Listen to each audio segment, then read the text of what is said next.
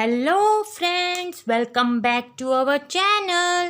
तो आज हमारे निबंध का विषय है पुस्तकों का महत्व, जिसे हम डिस्कस करके आपको यह बताएंगे कि how to write this essay to score good marks as a examiner point of view. And video के एंड तक ज़रूर बने रहें क्योंकि मैं आगे कुछ बताऊंगी इंपॉर्टेंट इन्फॉर्मेशन। तो पुस्तकों के बिना घर ऐसा है जैसे आत्मा के बिना शरीर। नाउ भूमिका। पुस्तकें हमारी सच्ची मित्र होती हैं। वह हमें सभ्य बनाने में सहायता करती हैं। अच्छी पुस्तकें हमारा मार्गदर्शन करती हैं तथा मनोरंजन भी करती हैं। बदले में हमसे कुछ नहीं लेती। नेक्स्ट, पुस्तक ज्ञान अर्जित करने का सबसे सरल और सस्ता साधन है। नेक्स्ट पॉइंट इज पुस्तकें ज्ञान का स्तोत्र। पुस्तकें हमारे लिए एक आदर्श उपहार है। पुस्तकों से हमें ज्ञान की प्राप्ति होती है।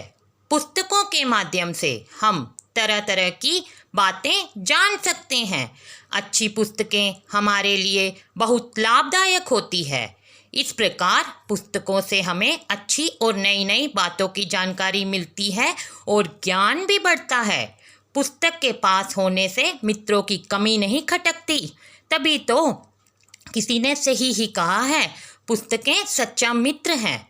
अच्छी पुस्तकें सबसे अच्छी दोस्त कहलाती हैं। मैं हमेशा अच्छी पुस्तकें पढ़ती हूँ। मुझे पुस्तकें पढ़ने और जमा करने का बहुत शौक़ है। मैंने घर में एक छोटा सा पुस्तकालय बनाया हुआ है। मैं अपने मित्रों को उनके जन्मदिन पर पुस्तकें भेंट करती हूँ और वे भी मुझे जन्मदिन पर पुस्तकें भेंट करते हैं। पुस्तकें मनोरंजन का साधन। पुस्तकें ज्ञान का सागर होती हैं। इनमें तरह तरह की जानकारियाँ समाई रहती हैं। पुस्तकें मनोरंजन का साधन कहलाती हैं। यह कहानियाँ, नाटक, उपन्यास आदि पुस्तकों के रूप में हमारा मनोरंजन करती हैं और ज्ञान भी बढ़ाती हैं। नेक्स्ट, यदि आप पुस्तकों को महत्व दोगे तो पुस्तकें आपको सदैव महत्व देंगी। इसलिए हमें पुस्तकों के महत्व को समझना चाहिए। पुस्तकों का महत्व। पुस्तकें एक अमूल्य रत्न हैं। पुस्तकों के द्वारा मनुष्य ज्ञान की सीढ़ियां पार करता हुआ सच्चा ज्ञानी बनता है। इसलिए पुस्तकों को सच्चा मित्र कहा जाता है, क्योंकि जिस प्रकार सच्चा मित्र जीवन के अच्छे मार्ग की ओर ले जाता है, ठीक उसी प्रकार अच्छी पुस्तकें भी हमारे जीवन को संस्कारवान बनाती हैं। पुस्तकें हमें जीवन को अच्छे ढंग से जीना सिखलाती हैं। इसलिए हमें इसके महत्व को समझना चाहिए। ज्यों-ज्यों हम पुस्तकों का अध्ययन करते हैं तो हमारी अज्ञानता दूर होती जाती है, उसमें वृद्धि होती जाती है। इसलिए हमें पुस्तकों को ज़रूर समझना चाहिए। उपसंहार। हमारे यहाँ जन्मदिन आदि शुभ अवसरों पर उपहार के रूप में खिलौने या अन्य वस्तुएं देने की प्रथा बनती जा रही है। इस प्रथा को रोकना आवश्यक है। इन अवसरों में हमें उपहार के रूप में पुस्तकें भेंट करनी चाहिए, क्योंकि पुस्तकें आजीवन साथ रहती हैं, जबकि खेल व खिलौने और अन्य उपहार तो कुछ समय के पश्चात बेकार हो जाते हैं।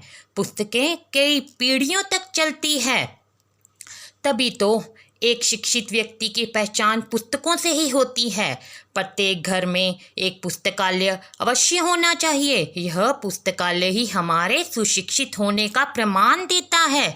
यदि परिवार के प्रत्येक सदस्य के जन्मदिन पर एक पुस्तक उपहार के रूप में दी जाए तो परिवार में अनेक पुस्तकें एकत्रित हो जाएंगी।